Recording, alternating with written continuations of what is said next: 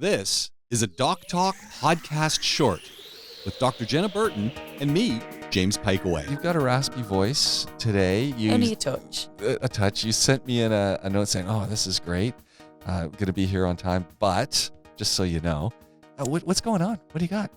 Well, initially, I started with a sore throat last week and I thought, there's a cold coming. Yeah. And more worryingly is I've had quite a few patients that have been in with the flu and I thought, oh gosh. Is it flu season again?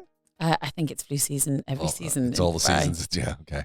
So I thought, oh no, I really can't be doing with getting the flu. Do I start Tamiflu, whatever? And that it's now been quite a number of days in. We're well past the point of it developing into a cold or into the flu. And what I noticed is the sore throat gets a lot worse after meals. So I have a good old hunch that I have some gastritis because my appetite's gone as well. Gastritis with some reflux, and it's the acid reflux that's causing the sore throat. Also much worse of a nighttime when I'm lying down. So it kind of, it's ticking the boxes. Yeah. So what do you do for that? Well, you have to treat the gastritis basically and the reflux. So what do you do for gastritis? You can take, well, one, you should check it's not H. pylori, which is a bacteria that can live in the stomach. So obviously I haven't done that, but that's what you're supposed to do. That's an easy one. You just do a breath test. Blow into a balloon. It depends on which clinic you're in. Actually, we tend to do a stool sample in the clinics I work in. Even and better. We check for H. I thought you'd like that, James. I just wonder how you squat to get it into the jar. But anyway, that's a whole other story. Well, normally there's a scooper. You have to good aim. I always say to people, this is your homework. Go away and provide me with a stool sample. And a proper stool sample pot will have a little scooper. So you should do it into like a Petri dish, a brown dish. Yeah. And then scoop some out into your... It's lovely. It's joyful.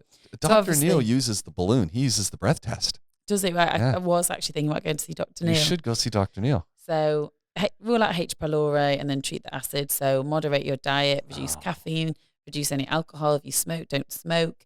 Reduce stress. No, that's the hard one. That's a hard one. How do you reduce stress? I don't know. What do you do to reduce stress? Well, we both really know, but the actual implementation of doing your meditation, yoga, exercise, breath techniques, etc., and then also try and solve what's making you stressed. And it's not always that easy, but that's obviously another big one, another thing that can increase stomach acid. You've also got proton pump inhibitors that you can take, but I already take those. So for me, it's more about reducing caffeine intake, etc. Do you drink a lot of coffee? I don't, but I drink a lot of carbonated caffeine, don't I? Oh, because you do the Pepsis and Cokes or whatever. Yeah, so I've had to take a massive ditch of those.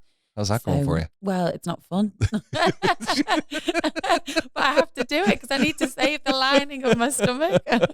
So it's one of those. It's a needs must situation. Oh, man. I'm normally all about, look, if you need to reduce something, like say someone comes in with high cholesterol, my line to people is always, don't go and live like a rabbit for 3 months to get your cholesterol down for the blood test. Yeah. Let's make sustainable change. But there are times when there becomes a needs must. And for me, that's now. So right now, I there's not really much else other I can change other than I've really got to seriously reduce the caffeine. I'm already on the proton pump inhibitors.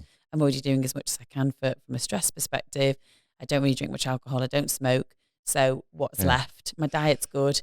There's got to be the caffeine. So that needs to take a quick rein in, I suppose. All right. Well, keep us informed. How long do you think this is going to last? You've already had a couple of weeks now, right? No, not a couple of weeks. About a week. About a sort of a solid, getting up to a week. Hopefully not long. How long's a piece of string, James? If it's starting to go on for too long, then that is when you should go and get an endoscopy. And you go and see Dr. Neil at Health Bay Polyclinic to go and do something like that. Because if you have prolonged exposure of acid to your esophagus, back of your throat, that poses its own risks. It's not a region that's meant to have acid on it, so you have got to take action then.